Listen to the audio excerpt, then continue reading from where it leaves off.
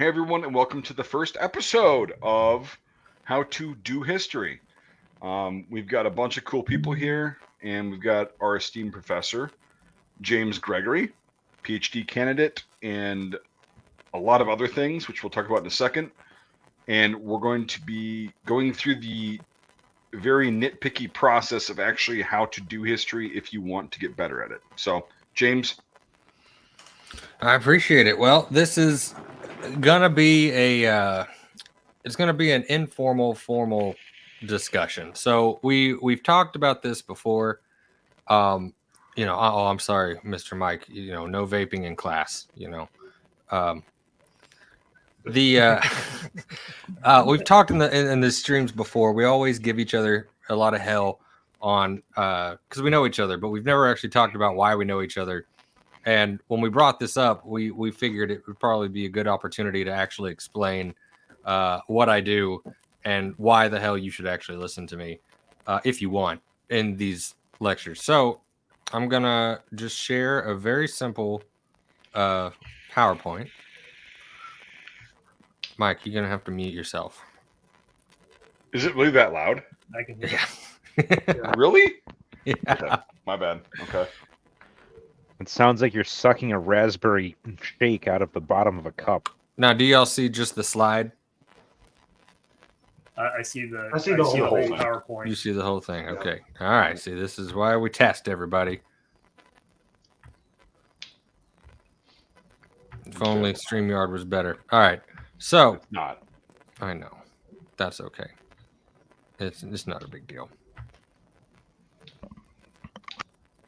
We'll just show the I can just do the entire screen. We'll just do that. Okay. Here you go. All right, now you see the PowerPoint? Yep. All right. So, simplest reason as to why I might know what I'm talking about a little bit. So I've got 2 bachelor's degrees in history, museum studies, and a bachelor's in humanities and philosophy, which is essentially history with a soul. It's culture, it's religion, it's food, it's all the things that create culture. I have a master's in history, museum studies, and I'm a PhD candidate, which means I've completed all my classes. I've completed all my tests. I'm just finishing my dissertation, and it's almost finished. I'm within hopefully one more semester of being done. So that from an educational background, if that's what you care about.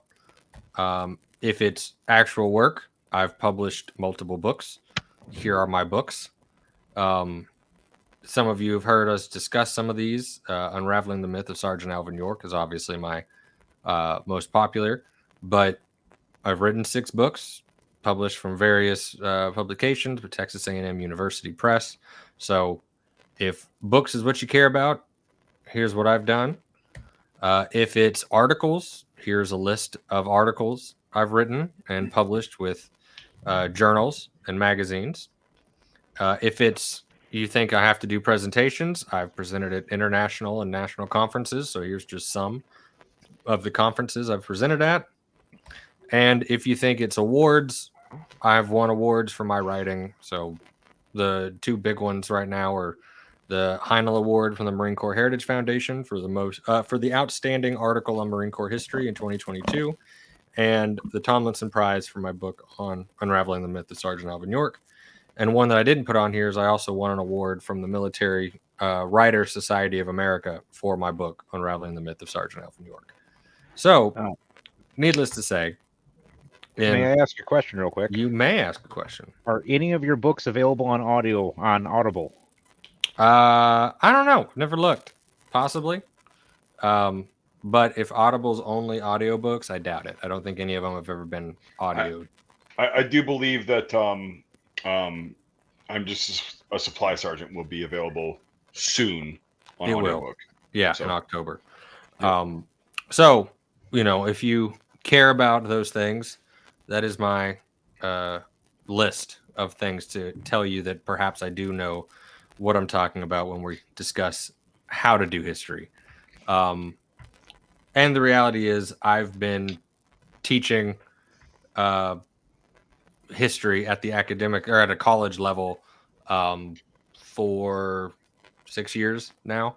So, all of these things combined, all to say, I love history. It's what I do for fun. If you can't tell by all the books behind me, it's my entire life is research and writing. And we just want to be able to sit here and share uh, what we think is the way to do history, which is what we've decided to call this podcast, is how to do history. And the reality is there's a million ways to do it. There's a million different areas of research. There's different methodologies. There's different plans. There's all different schools of thought, So we can't cover it all, but what we can do is give you a basic understanding of what we do to do research and what we do with it. Then perhaps some of you can learn and take away some points. And of course, as we go through, if you've got questions, you can always leave a comment on the videos and we'll come back to them. But today we just wanted to cover the very basics, like, for instance, what is history? And that question is always open-ended. It's what I ask all my students when I first day of class. What is history? What is the past? And typically their answers range from history is the stuff they force us to learn that we hate, or history is what I watch on TV on the History Channel. And then they, how you define it. I think I've heard 30 years, anything 30 years and shorter is political science. Anything after 30 years is history, right? But dates are always open. So let's ask the class what any of you think history is. I'll go first. For me, anyway, because I do a lot of, when it comes to the history that I study, like battlefields and such. One of the things that I really like to look at is the location today, and just to say, okay, well, I can look at photographs and see what that was like back then. That's great, but okay, what does it look like today? And nine times out of 10, you still have remnants of the thing that happened there somehow, whether it's part of the part of the geography has changed, or a building has been destroyed, or something like that. So I always kind of associate history with, what got us to the point that we're at in the present. That's how I kind of see history. It's like, okay, history is something that, happened way before I even existed, but what happened is still impacting what's going on right now today. That's how I view history. Anyone else got an answer? TJ. Basically just the study of anything that's been recorded, whether it's through memory being passed down, through folk stories, maybe landmarks that are left over, and whatever we have as far as written form. Well, now in this age, you have video and audio recordings as well. Okay. What about you, Mr. Mike? Trying to understand who, where, what, and why happened when it did, and trying to explain the why more than anything. Okay. And the answer is always going to be different to whoever looks at it, right? Mm-hmm. My approach to history is everything in the past, and your approach to it is what defines you as a historian, as someone who just likes history, someone who is an investigator. I've always looked at it in a very investigative way. My grandfather was a homicide detective. My dad's a federal investigator. I've always thought of it like that. Like it's a detective uncovering the mysteries to get the full story. And you can do anything with history, right? We can sit here and talk about military history. We could talk about culture. We could talk about music. We could talk about religion. We could talk about food. We could talk about technology, science, whatever. Everything has a history to it. And so your interest can be anything in the past, and that can be considered your history. So how do you actually do history, right? And one of the things we'll cover, and there's so many points that we can cover that'll take hours to cover, which is why we want to do this series, is you really depends on what your goal is. If your goal is to write a book, then the process of how you do history is going to change. If your goal is to write an article, it's going to be a little different. If your goal is to write a family history using genealogy, it's going to be different. If you just want to put a museum exhibit up, it's going to be different. So what we're going to try to do is cover a lot of these different perspectives and ways that we can do history. If you're Michael, you paint, you draw history, right? And that's a different process. So it's something that is difficult, it's abstract, but there are so many ways that we can link things together. With this big push, it's like, why do people care? Why do you care about history? And same answer for most of my students is, they don't care. It's not part of their life. But I've always said that everything in your life involves history. Right? Oh, you love to play video games? Well, I can guarantee every one of your video games has some historical concept we can talk about. Oh, you just love to watch TV? Let's talk about the history that inspired your TV shows. Oh, you're just into business. Well, you need to know the history of business to understand how things change. You love science, you want to be a doctor, you need to know the history of the medical profession, right? You want to just be a welder, a plumber. You need to know the history of those fields, right? So history, literally, everyone should know it. It impacts your life whether or not you want to admit it. And every day is history. I mean, when COVID happened, it was a great moment. All these historians started coming out and be like, hey, my research is valid again. I've always researched the history of disease. Let's talk about it. It's a constant thing. So what we're hoping to look at is the multiple facets of what the profession is, what the field is, and how we can teach you to do it. Even if you're just doing a simple paragraph at home, or if you're looking to writing a book, it's really not that difficult. And I say that not because, I've done it and it's easy, but I feel like a lot of people in the past have looked at it like it's a daunting task and only academics can do it, but that's not true. Anyone can do it. All right. Academics are not perfect, and just because they have degrees, just because they've done this stuff, just because they teach it doesn't mean that they're right fully. And I think we've all dealt with people like that. I mean, I certainly have.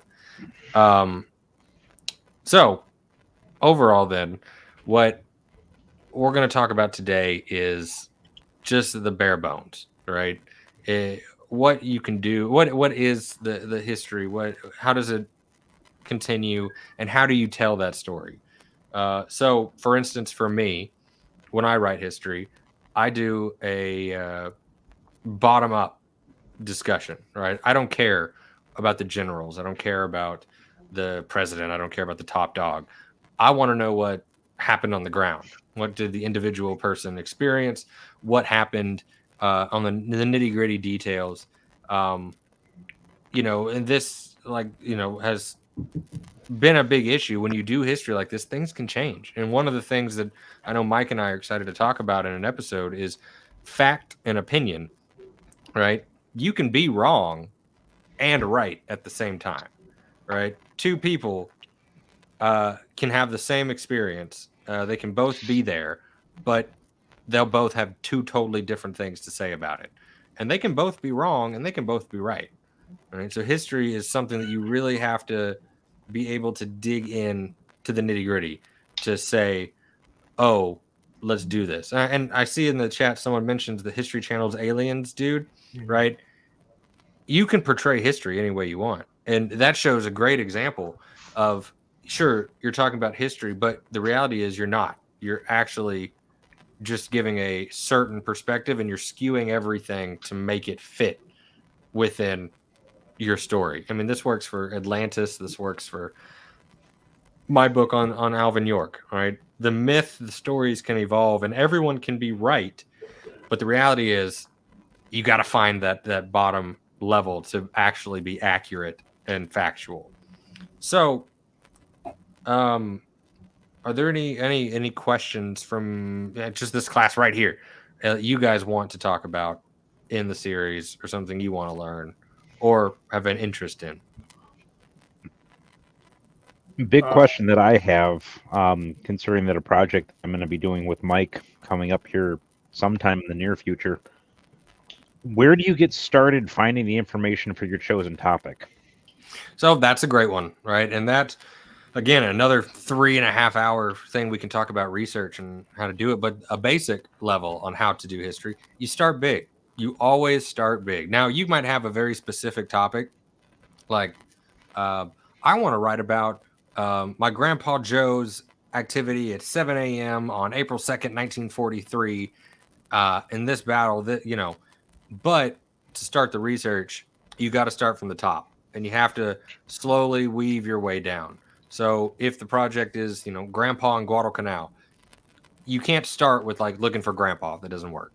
So you got to go, let's find the books on World War II. Okay, I've got that knowledge. Let's look at the books on Guadalcanal. Now let's look at company histories. Now let's look at smaller history. And let's look at memoirs. And we're going to work our way down to gather that information. And from that, you'll never go wrong because historians always use each other. So you use a history book, go look at the sources.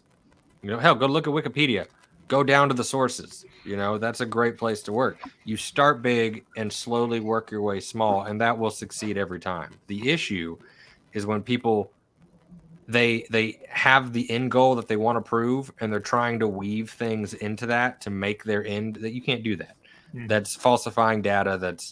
That's changing the story. That's the whole ancient aliens technique. Like, I want to say this. What do I need to make these things connect? And you can weave your way through, but that's bad work and that's bad history.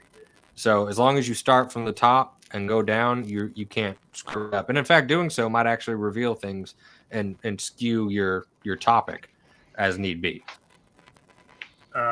This might, I don't know how off topic this is, but just that reminds me a lot of like documentarians. Like documentarians, they start out with already the narrative that they want to present. Mm-hmm. And so, like, because I always hear people say, like, if I critique a movie, it's a movie, not a documentary. It's like, well, documentaries are movies too. And they're skewed and inaccurate just like a movie can be. So, I mean, I would, if I ever was going to do a documentary, I just would want to go in it completely blind, not know what the hell I'm doing until I get to the end point. And so many people don't do that. No, they don't. And that's that happens with everybody. They want to be right, and God forbid, you tell them you're wrong. You have to be open to being wrong. That's the only way to do history correctly, is being able to actually realize, oh, I need to change my entire thought. And if you can do that, your work is good. But if you can't do that, then you're automatically going to write something that's garbage. A big part of doing history is being flexible and changing your opinions whenever you're wrong or information comes up. You can't just ignore it.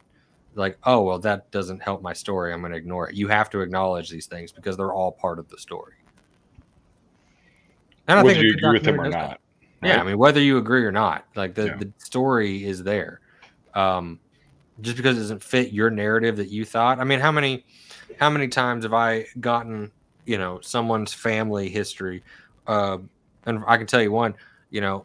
My grandpa was a Marine in World War I. He fought in the trenches in France, but he never talked about it. And Grandma always said he never talked about the war because of the horrors that he saw in the trenches. I said, okay, let me do some research for you. And then it turns out Grandpa served on like the USS Pennsylvania that never left American waters.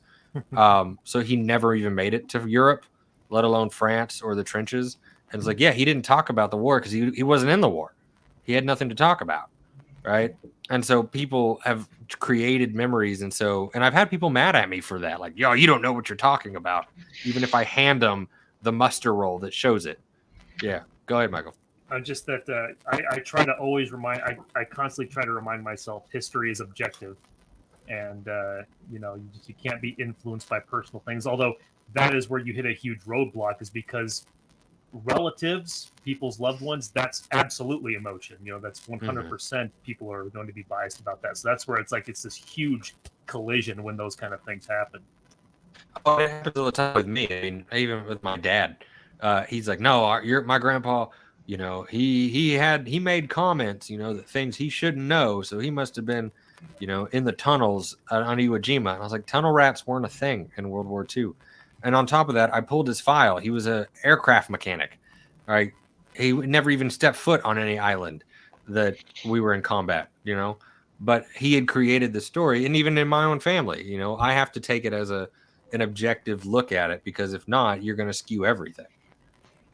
So what do you do when you run into a roadblock? I'll give you an example. My grandfather fought on Saipan in the 27th Infantry Division. All of his military records were destroyed when the St. Louis archive fire happened. So there's no way to track down the original documentation from when he was actually in the military. Right. So sometimes you have to just accept your own fate. So again, let me just pull the unraveling with Alvin York stuff.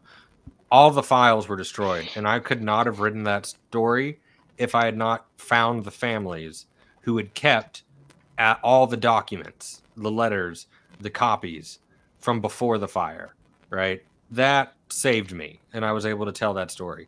But in a lot of cases, you can't get the file now because they were destroyed. So you have to follow that method. You can only get as close as possible, right?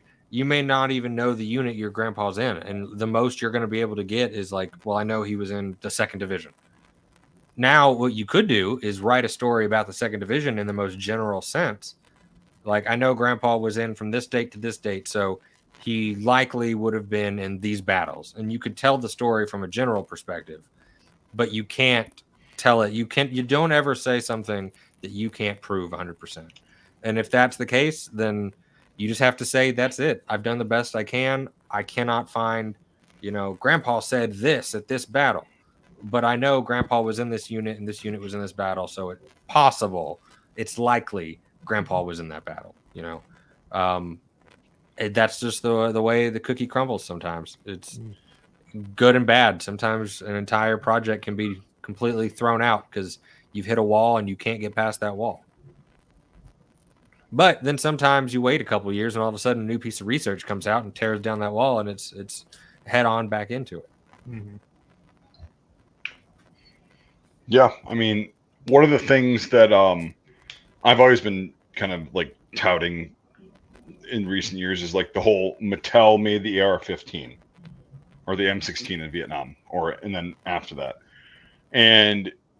But this is a good example of that, because people up and down who I know personally, and I respect the hell out of them, say I carried a Mattel M16 in basic or whatever, you know, and I go, well, can you provide the government documents, the contracts, any you know, NSNs, you know, cage records or anything like that? That's never been able to be provided. That doesn't mean that they're totally wrong, because they might remember it that way. But then go deeper and kind of think, why do they think that? You have believe to it's get wrong. into their head. Yeah. You got to get into their head. Mhm. And I don't blame families for having these wrong stories, Me either. because it's just what they created. It's what, you know, it's the popular culture. It's everything that's combined to create this. You can't blame people for being wrong, because they might actually believe it's true and it's not their fault. But they have to be open to learning. You know, they have to be open to understanding that they could be wrong, and that's a difficult path for a lot of people, right?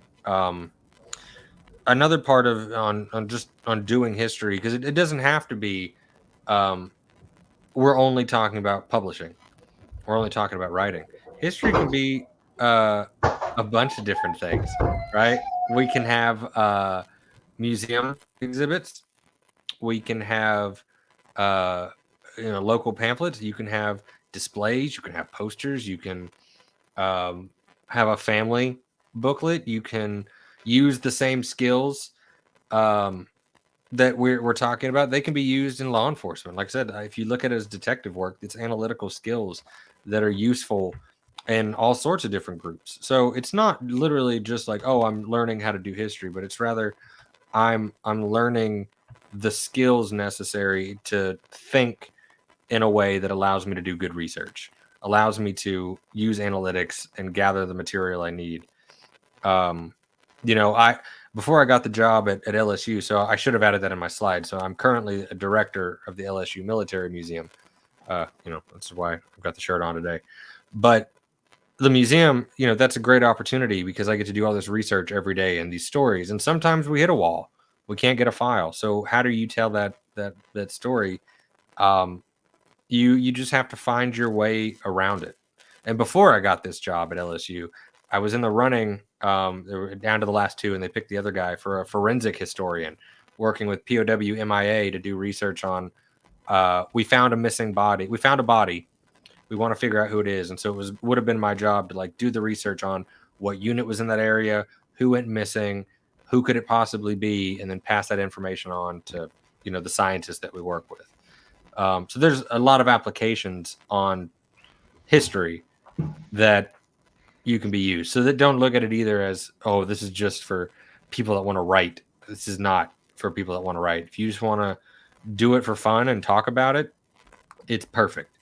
But don't ever close yourself in a box because history is vast and the uses are vast. It's a lot of good skills that you can learn and use for all sorts of things.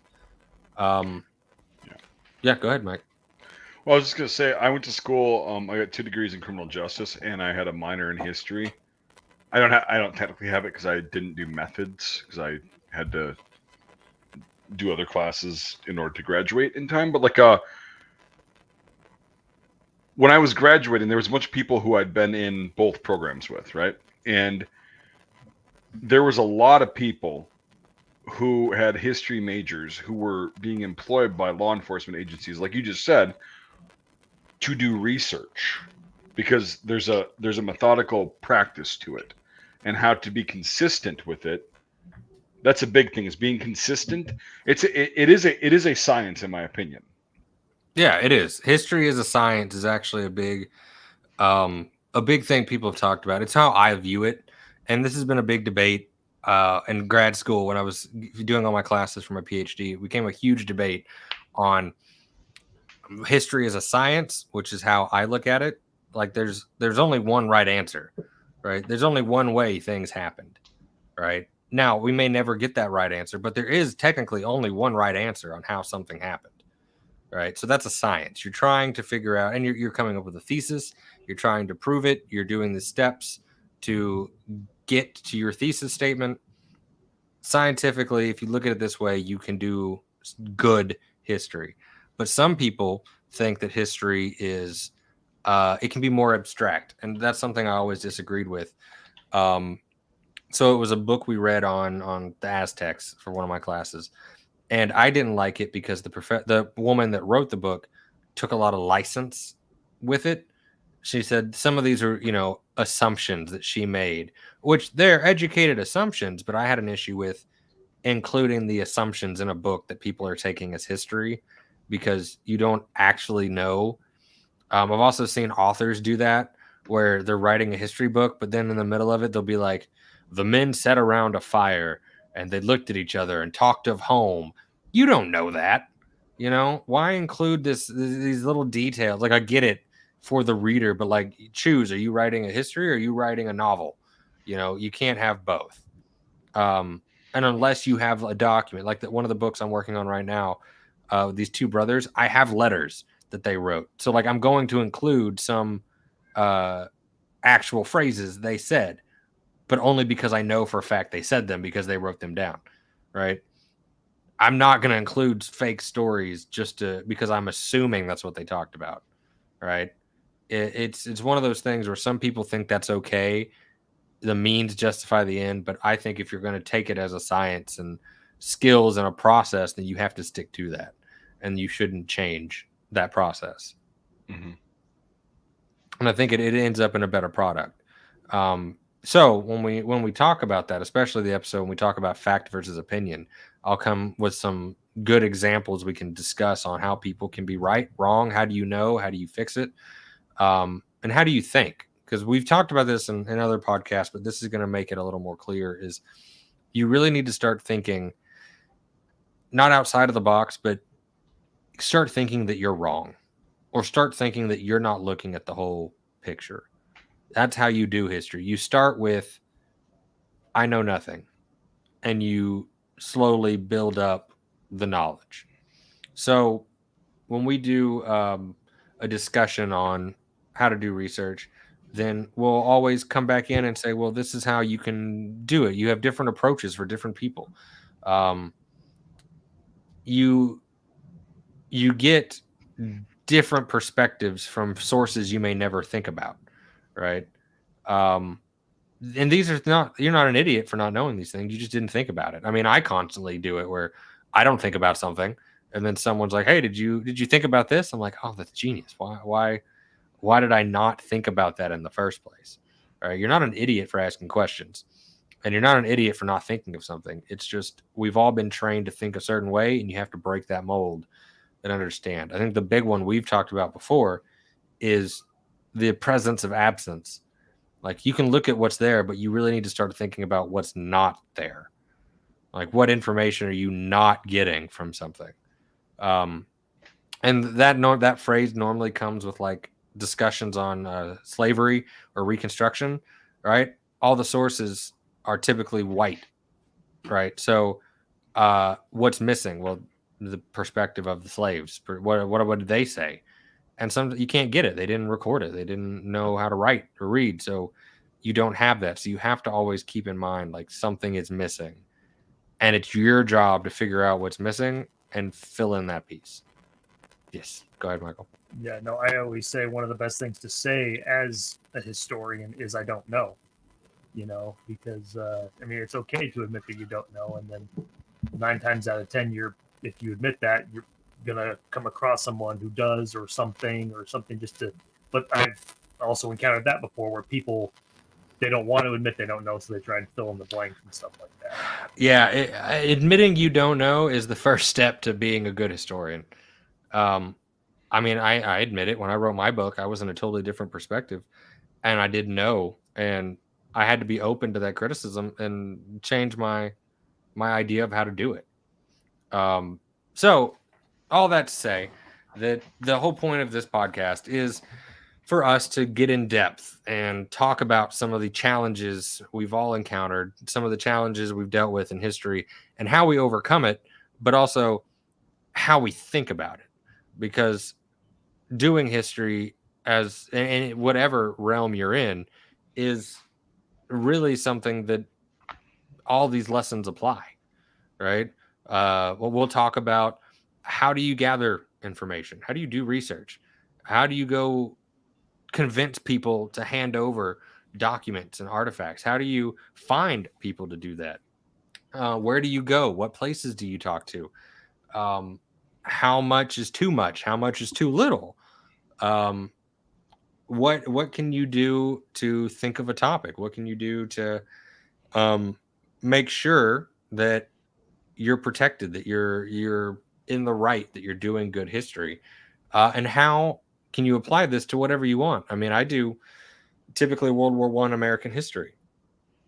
I can apply these same skills to any time period and do a project for any time period I want, because the skills are useful across the board.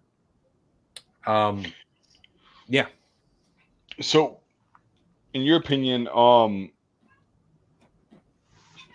history, it seems to me, has become more of a kind of a, your popular parties, if you know certain facts, dates, names, and all that stuff. Cute kitten. But I think that that's become a problem with actually, quote unquote, doing history like we're talking about. Mm-hmm. And I know that's why we're doing this, but do you think that can actually be remedied based on what you've just been saying, and like your methods that we're talking about and everything like that? Everything can be remedied. It's just that admitting that it needs to be remedied, right? It's not hard to change something. You just have to be open to change. So why do you think that history is one of those things, like at a party, that's like popular and like, oh, he or she knows history, it's so cool? Like, why do you think that is? Because history applies to everything. You know, again, it's like, oh, you love Game of Thrones? Well, let's talk about the historical things that inspired him to write that. I mean, hell, how did I get into World War One? I played Battlefield One. You know, Really? It's that's when my master's is on civil defense. It's because I played Fallout 3, and I was like, this is awesome. I want to know more. And then I played Battlefield 1, and I was like, wow, this is really cool. I want to know more about World War 1. And prior to that, I thought World War 1 and the Cold War were the most boring sections of history. Why do I care about them? Right? But pop culture got me into it. Pop culture can do anything.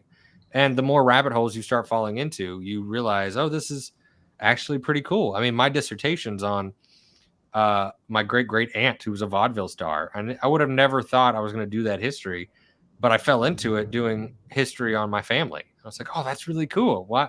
Why did no one tell me about this? And then it just continued down a rabbit hole that brought it out. So no matter what, it's always a fun topic because it's always relevant. I mean, fun facts, you know, when I try to convince my students, I mean, I realize it. They're just like me. They all had a history teacher who was their coach, right? I've never had a history teacher that wasn't a coach until I got to college. That's normal. And I understand that. They're not learning something fun. They're learning what the coach is reading out of the book, right? And so I've always taken it as my job to make my students interested in the topic by finding something they like and showing them why it's relevant. I mean, one of my favorite things to do was discuss how history and pop culture fit. And I would play some music for them. I'm like, can you tell me when this song was released? And they're like, well, I don't know. I'm like, well, listen to the lyrics. Like, he'll say certain words that only come. So like the word quarantine only really hit our vocabulary on the normal discussion after COVID. Right. Or the one I love doing is Seeing Green. So it's Lil Wayne, Nicki Minaj, Drake. It came out in 2021, but Lil Wayne's entire like opening verse, he says things like, I'll put him 6 feet deep. I'm being socially distant. Like social distance wasn't a word in our vocabulary until COVID. That's true. Right. So like you can automatically tell how things have changed. Right. So it's all over the place. You just have to find a way to make it enjoyable. Right. For me, it was pop culture, but for others, it can just be as simple as like, I moved into this town and there's a headstone next door to me and I got curious about it. And now I'm in a rabbit hole of civil defense or a Civil War history because it turned out that was a Civil War soldier, you know, something like that. It's just a part of it. And it's a great thing to do. There's nothing wrong with learning your history from the history department. There's nothing wrong, or history department, history channel. Nothing wrong from learning from a video game, as long as you don't take that as your source, like that's your book. But if it starts an interest, then it's perfect. You know, I mean, I've taught. I wrote a paper on teaching medieval folklore through video games. Right, something you wouldn't expect, but it gets people interested. It gets people in the door. That's all that matters. What were you gonna say, Mike? I was just going to ask a question. So, because you're primarily a military historian, right? Mm-hmm. How many other aspects of history do you have to know? Because you mentioned pop culture and things like that. How many other aspects do you have to like be aware of in order to just try and paint that picture of one aspect of history? You don't need to know any, right? Because they're all going to come naturally. Okay, so like for instance, in my PhD, my fields are like U.S. history, Native American history, and environmental history, right? I don't know everything in Native American history. I don't know everything in environmental history. But just doing one project, you're going to start realizing and using this idea of thinking of all the different perspectives. Things are going to come together. So me writing this book on a history topic, military history topic, all of a sudden I'll be like, oh, in doing the research, I found this book on the environmental history of World War I, and that meshes together. You don't have to be an expert. You just have to read the books. Just do the research, you know? I don't have to be an expert on something. I mean, everyone enters into a field as an amateur, right? When I entered military history with my first book, I was an amateur, but I put it together and I followed the rules I'd been taught, and slowly but surely, all these other things have been blended in. When I was like, oh, I can do history now. Pop culture is cool. How about I talk about mixing it in? And how did I do that? I went and read other articles that talk about pop culture and history, right? You don't have to reinvent the wheel every time you do it. You just have to make sure you're using all the wheels when you put together the vehicle. There's no harm in using what people have done. That's how history works. You build off of people behind you. That's the whole purpose of writing a book, because it leaves you breadcrumbs on how to do the work. So if you can include it, that's the fun part, I think, with my work, is it's been fun to find ways to pull in other fields into a topic. You know, I love being able to say, oh, let's pull some of this information from this environmental history real quick. And it changes the perspective of your work. There's one book I thought was fascinating. It's called Backwater Blues. And the guy wrote about like the 1927 Mississippi flood. Doesn't sound very interesting, but it's an environmental history. But he wanted to get the voices of African Americans who had been affected by the flood, but he couldn't find any sources. So what did he do? He used jazz music. He used blues. And he found people that had lived in the Delta at the time of the flood and then became blues musicians, and they started using music as a way to like tell the story, because there were songs about the flood and how it impacted people's lives. So he didn't start out as a music historian. I'm not a music historian, but my PhD is music history. But it's also women's history. It's also Native history. It's also military history. It's all these things that come together. Yeah. Dumb question. Is that the song that Led Zeppelin covered? The hell's the name of it? Jesus. But is that the song like that was written about that particular incident? I don't know. That I don't know. I just remember the book, because I remember when we read it, I was looking when the levee breaks. When the levee breaks. Oh, it could be. I don't know. Yeah. But it's like when I was reading his book on the 27th flood, I was looking up the songs on YouTube, and it was a lot of fun. Right? It was an interactive thing almost.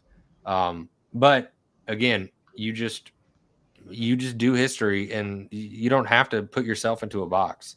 I think a lot of people do that, especially at the academic level. They think this is history. History is just this. I want to be an expert in this very specific topic. And that's not good. That's detrimental to yourself.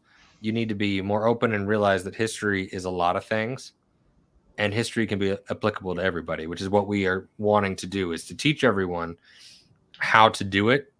And then you can apply it to whatever you see fit. And if you have questions, ask them. We'll talk about how to fit them in. You know, like I said, with my dissertation, the first chapter is like local Oklahoma history. Then there's a chapter that's Union history. Then there's a chapter that's women's history. There's a chapter that's just music and vaudeville history, pop culture history. Then there's a chapter on World War I. Then there's a chapter on political history. Right? I'm not an expert in those fields, but I've had to like adjust to fit the story. And now the story, I mean, that's how history is. It's complicated.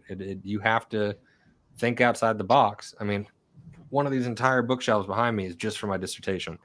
And each section's a different area of history that I'm not an expert in, but you got to be able to be versatile, you know? Yeah. Are there any other, I know we're getting close to kind of where we wanted. We didn't want to run this long today. Yeah.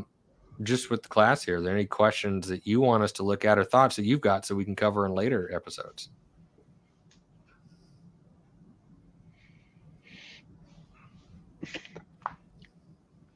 Yeah. So best sources for research versus, less reliable sources. How do you determine that?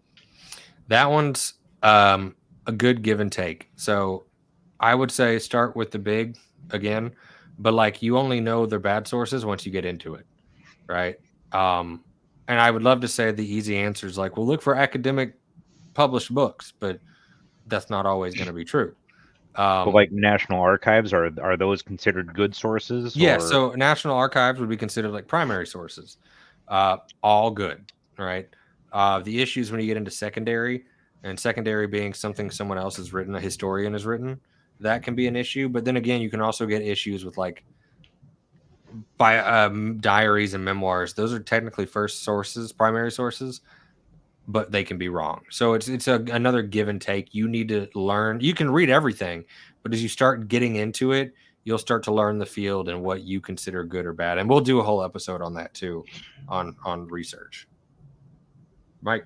So if you could do a quick synopsis before we do the whole episode between primary and secondary and kind of tertiary sources, what advice would you give to people who are just getting into history about that? Like the start with Wikipedia. The elevator pitch. Start with Wikipedia. Always. Any professor, I know kids, teachers told you don't use Wikipedia. That's bullshit. Use Wikipedia. I mean, for the love of God, it's there. It's a tertiary source, which means it's a third party. So it's a source put together using secondary sources. Okay. It is great for basic understanding. Yeah, Michael. No, just saying that Wikipedia, it's kind of like McDonald's. Nobody admits that they use it, but they do. It is the best. I use it all the time. And I have an educator's account. I go in there and adjust things, right? I've written things. One of my constitutional law professor in my associate's degree program said, use Wikipedia. If for nothing else, they've got all of their sources at the bottom of every page. Exactly. It's a great page. And I always do that where I'll pull up a page I wrote for Wikipedia. It's on the Daigu Fukimaru Lucky Dragon number 7. And I wrote it, the whole page. And so I'll ask my class, would you use this? And they all say, no, we wouldn't. I'm like, well, you should, because I wrote it. And here's why. Right. And because you have to cite, you can't put things on Wikipedia that's not cited. They'll be removed. So Wikipedia has the sources at the bottom. So tertiary, it's a great starting point because it'll lead you to the secondary sources. And the secondary sources are books that are put together by historians using primary sources. So secondary will give you a more broad history. And then primary sources are documents, things that are from the time period or from people who were there. Diaries, memoirs, newspapers, letters, photos, something that is from the time period, right? And that is what you want to use. That's the golden rule. Primary sources are what historians use. And then historians write secondary sources, right? So you just again, it's that top to bottom. If you always do your research top to bottom, you're not going to go wrong. Okay. It's the safest way to do it. And it's the best way to make sure you cover all of your areas. Any other questions or comments?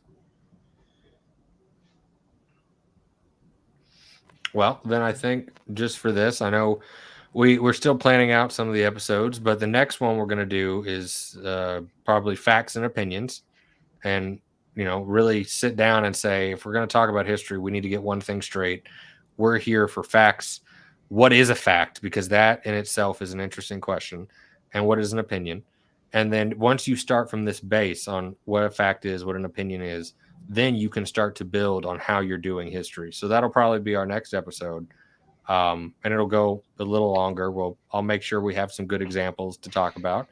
And hopefully, as this series continues, whatever your comments are, we'll do an episode based purely on comments from the viewers. So anyone that watches this that has a question, put it in a comment, and we'll come back to it. We'll explain it. We'll give some examples. We'll give some ideas. The reality is this is here to help you. And it's here to make doing history not so ivory tower. We don't want it to be locked away. We want it to be accessible. Yeah, Mike.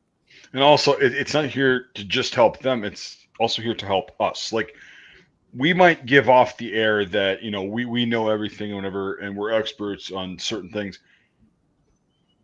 Everybody can learn from other historians. That's the thing. Like you said it earlier, I just wanted to touch on that, is like, we're also learning. Everyone in here who's a student basically is learning. And we're all on different levels, and you never stop learning with history. That's my observation. Would you agree? Oh yeah, you should, and you should never stop learning. Not that you don't. You should never. You should always Correct. be constantly. I mean, and again, you should. It's an annoying thing with some academics that I'm at this level. You can't question me. You need that's stupid. I'll call you. I have a question about some weapons that we're trying to do on this research. Help me out. I'll call anyone that I know smarter than me on a topic. Hey, I'm stuck. Help. People call me. Hey, what do you know about this? And you have to be able to communicate the same way you need to be open about sources. You need to be open about who you talk to, who you discuss it. Yeah, Michael. Yeah, some of the best answers that I've ever come by is just from networking.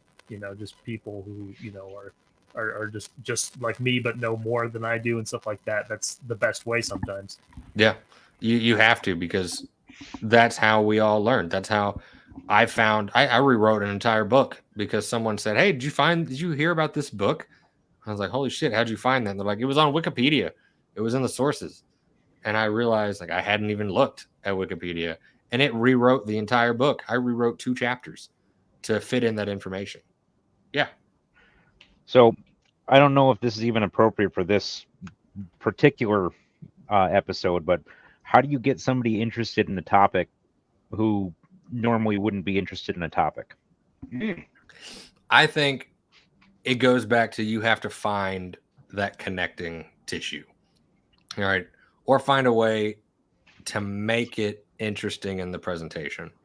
When I have a class, sometimes I'll get a class of 40 students and they'll be great. I can get them interested, but then the next class, there'll be another 40 and they are dead quiet. They don't give a shit. Right. So sometimes you can do the same thing and it'll be a hit in one class and it'll fail in the next. So you really just have to find what they find interesting and get them in. So as a museum director, my job is always, how do I get the public to care about what we're doing? And one, I mean, for military history museum, patriotism sells. So you can find a way to get them involved. But what you do is you find the topic, a local connection, a family connection, a more general connection. You have to make them connect with history to care about it. And it's up to you to figure out that person and figure out what that connecting line is that you can use to get them interested. Because there's no good answer for that. It's just, it's every situation is going to be different. Well, I think if there are other, major questions, we'll end this one here to make for brevity and make it easier for people to watch. Yep. And, Mike, take it away if you want to close it out. I think it went well. And this is very useful stuff. And again, we're all learning all together. So it's not like we're sitting up here on the pedestal, like James was saying earlier, which can be very intimidating if you're like, oh, well, I know a little bit about this. Well, yeah, okay, that's good. And we're not the end all be all. We all are the end all be all, in my opinion. Like everybody has to work together, and if you want to actually do history, it needs to be consistent. There needs to be a process to keep it consistent. When we're all dead, it's like, I think that this is a good start to that. So, yeah. And if you have questions on your own topics, bring them in. We're happy to talk about it, and maybe we'll help you find another perspective you didn't know. That's why we're here. So, thanks everyone so much for tuning in. James, what would be the key word if they're watching after the fact and they watch the whole stream? Professor. Okay, professor. Again, we're going to do that again. Oh, we already did that one? Okay. We already did that one. Yeah. Okay. Museum. Even if we already did that, okay, fine. Museum. If you're watching this to the end, ex post facto, type museum in the comments. And also, please ask questions. It's going to be great for us to be able to sit down and have James, talk about that and whatever, and we all learn. So anyway, that's all I've got. Anybody else? Perfect. All right. Good stuff. Thanks a lot, people. And we'll see you on the next episode of How to Do History.